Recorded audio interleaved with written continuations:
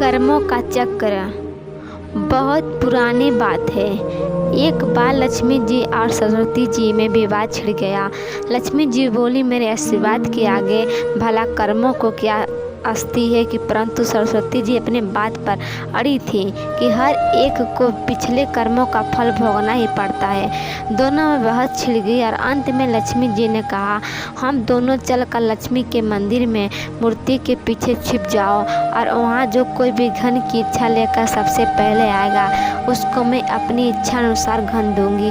फिर देखूंगी कर्म किस प्रकार उसे दुखी होने से रोकेंगे। सरस्वती जी ने कहा, ठीक है, और आपको एक नहीं 3 मौके मिलेंगे। दोनों मंदिर में जाकर लक्ष्मी जी मूर्ति के पीछे छिप गई। मंदिर के पास ही दौलतपुर नाम का एक गांव था। इसमें बलिराम नाम का एक लकहाड़ा अत्यंत गरीब में अपने दिन काट रहा था। उसकी पत्नी का नाम सुनीत था। उसके एक पुत्र और एक पुत्री भी थी। वह प्रतिदिन लकड़ी काटता था, आसपास में ही काम करके अपना पेट पालता था। परंतु 3 रोज से लगातार वह वर्षा हो रही थी, जिसके कारण वह घर में काम करने को न जा सका तथा घर से अन्न का एक दाना न ला सका। बालक भूखे से व्याकुल थे और माता पिता विवश थे। दिन निकलते ही वर्षा रुकी और सुनीत ने कहा कि सुनकर बलिराम को काम ही खोज में भेजा। बलिराम वन में लकड़ी काटी और फूल जमा किए। फिर कुछ फूल लेकर वह लक्ष्मी जी के मंदिर की ओर चला। बलिराम अत्यंत भाग्यवान था, क्योंकि वही पहला मनुष्य था जो कि उस मंदिर में सबसे पहले पहुंचा, जिसमें दोनों देवियां छिपी बैठी थी। बलिराम ने पूजा की, फूल चढ़ाए और धन के लिए हाथ जोड़कर प्रार्थना करने लगा। देवी लक्ष्मी ने उपयुक्त अवसर देखकर मोहरों की वर्षा कर दी। बलिराम आंखें फाड़ कर देख रहा था कि क्या यह सत्य है कि अथवा स्पर्श है। बड़ी देर में उसे विश्वास हुआ कि देवी लक्ष्मी वास्तव में उस पर प्रसन्न हो गई। मंदिर के कोने में मिट्टी की एक हाड़ी रख दी थी। सबसे मोहरे उसमें भरकर आनंद से उछलता हुआ वह अपने घर पहुंचा। बाहर से उसने अपनी पत्नी को आवाज़ देने शुरू की कि देखो सुनीत, मैं क्या ले आया हूँ। परंतु वह अपनी किसी पड़ोसी से आटा उधार मांगने गई हुई थी। वह उसे ढूंढने को बाहर चल दिया। थोड़ी देर में दोनों पति पत्नी वापस आ गए। बलिराम तो खुशी खुशी सब बता रहा था, परंतु सुनीत उस पर विश्वास नहीं कर रही थी।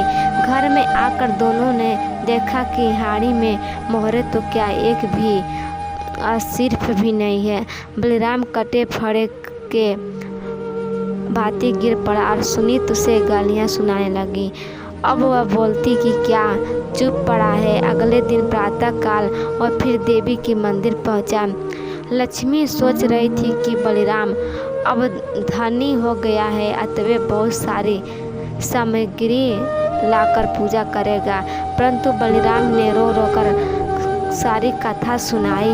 अब की बार देवी लक्ष्मी ने अपने गले का मणिमुक्ता कांव का हार उसके ऊपर फेंक दिया। वह अत्यंत खुश होकर वहाँ से चल दिया। रास्ते में उसने ध्यान आया कि कल उसने घन मिलने पर निर्मल जल में स्नान कर पूजा नहीं की थी, शायद इसीलिए उसका कल वाला घन खो गया। यह सोचती वह सरोवर पर जा पहुंचा और हार को पुत्र की जेब में भली भांति बांधकर कपड़े जल के किनारे रख दिया और नहाने को घुस गया। जब वह सूर्य की ओर मुँह कर उसे जल दे रहा था तो कपड़ों की ओर उसकी कमर थी। हार जरा सा जेब में चमक रहा था। मछली उससे कोई खाद्य वस्तु समझकर छप्पर से निकल गई। इधर बलिराम स्नान से निवृत्त होकर आया तो हार को गायब देखकर और रोने लगा। सब जगह उसने हार ढूंढा, पर वह हार कहाँ है। वह घर पहुंचकर उसने रोते रोते अपनी पत्नी को सब हाल सुनाया, परंतु उसने विश्वास करने के बजाय उसे 4 बातें सुना दी। अगले दिन बलिराम फिर देवी के मंदिर पहुंचा। लक्ष्मी जी ने सरस्वती जी से कह रही थी, देखो आज बलिराम नहीं आएगा, अब वह अमीर हो गया है। यह मनुष्य बड़े दूर तो होते हैं, परंतु कुछ ही क्षण पश्चात बलिराम रोता हुआ आ पहुंचा और आकर सब हाल सुनाने लगा।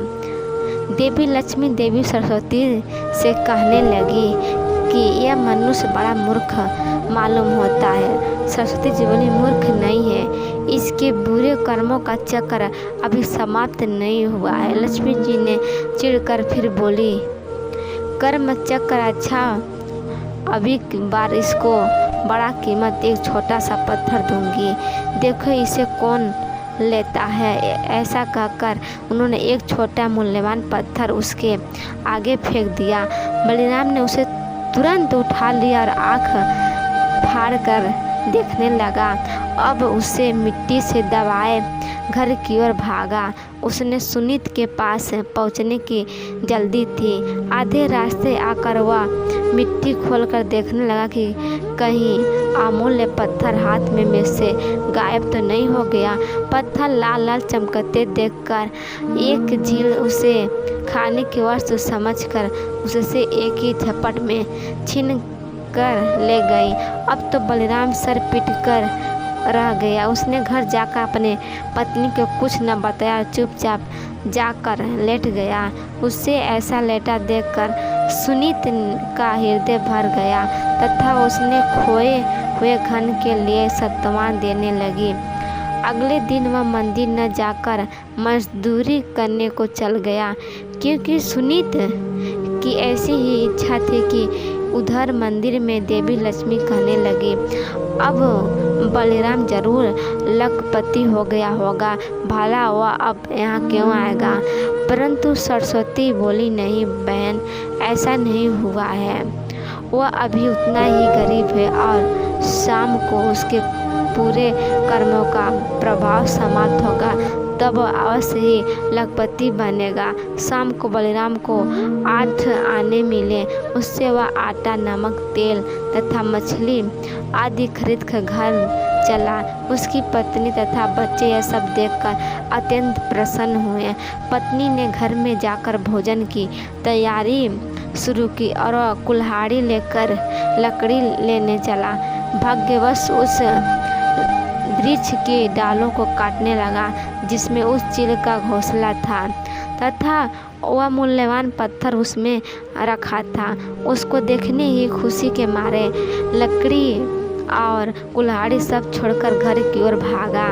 वह कहता जा रहा था कि सुनीत, चोर मिल गया, चोर मिल गया। उधर सुनीत ने जब मछली काटी तो उसके पेट में से वह हार निकल पड़ा। वह उसने दिखाने को बाहर लेकर भागी। वह भी कहती जा रही थी कि चोर मिल गया, चोर मिल गया। यह शोर सुनकर पड़ोसी की कुबड़ी बुढ़िया घबरा गई, क्योंकि उसी ने पहले दिन वह मोहरे से भरी हाड़ी चुराई थी। वह समझी शायद उसी की चोरी पकड़ी गई और उससे के घर वह उसे पकड़ने आ रहे हैं। वह चुपके से उस हाड़ी को उसने कोने में रख आई। घर आकर दोनों चकित रह गए कि क्योंकि उनकी तीनों चीज़ मिल चुकी थी। अब वह लखपति क्या करोड़पति बन गए तथा सुखपूर्वक जीवन बिताने लगे।